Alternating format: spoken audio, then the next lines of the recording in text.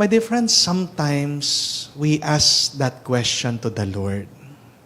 Lord, where are you in my suffering, in my pain? Panginoon, nasaan ka dito sa aking problema? Tinatanong natin, Panginoon, saan ka ngayon na kailangan ko ng pera? Baon na baon ako.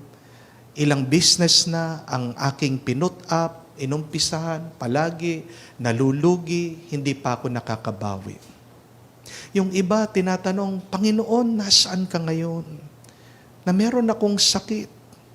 Nasaan ka? Hindi ko na matiis itong aking nararamdaman sa aking pangangatawan. Nasaan ka? Ngayong ako'y nanghihina. Maaaring meron din po sa inyo nagtatanong, Panginoon, nasaan ka? Ngayong inaabuso ako ng aking asawa. Nasaan ka?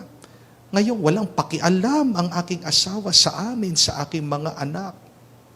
Panginoon, nasaan ka?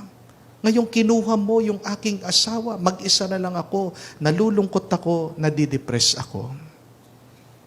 It is perfectly normal, my dear friends, when we try to find God in our problems, in our difficulties, in our pains and sufferings in life.